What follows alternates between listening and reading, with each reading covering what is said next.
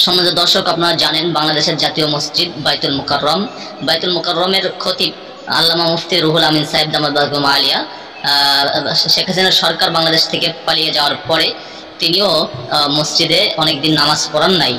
অসুস্থতা, অনেকে বলেছে তিনি পালিয়ে গিয়েছেন। বাইতুল মুকাররমের মসজিদও পালাতক অনেকে এই ধারণা করেছে।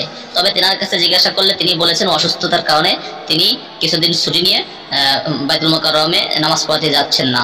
তিনি অসুস্থতা হওয়ার পর, সুস্থ হয়ে যাওয়ার পর আজকে তিনি জুমার নামাজ পড়ানোর জন্য অনেক লোক নিয়ে তিনি মসজিদে যান, কিন্তু মসজিদে অন্য একজন খতিব তিনি নামাজ পড়াচ্ছিল।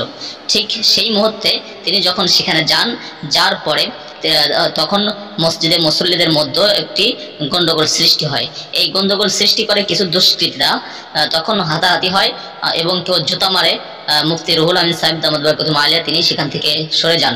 তবে অনেকে বলে তিনি পালিয়ে চলে গিয়েছেন। আসলে তিনি পালাননি, তিনি সরে গিয়েছেন। তিনি কোনো চান না, কোনো জ্ঞানজাম বা কোনো প্রকার কোনো ফাসাদ হোক, তিনি সেটা চান না, এই জন্য তিনি সরে গিয়েছেন। তো সরে যাওয়ার পর এরপর কিছুক্ষণ পর নিয়ন্ত্রণে আনে, প্রশাসন গিয়ে সেখানে নিয়ন্ত্রণে আনে। তবে এখানে একটা কথা অনেকেই এখানে বলাবলি বলতেছেন যে তিনি বিশ্বের মধ্যে শ্রেষ্ঠ আলেম আল্লামা শামসুল হক ফরিদপুর সদস্য রহমতুল্লাহ আলাইহির যোগ্য সন্তান এবং বড় আলেমের সন্তান।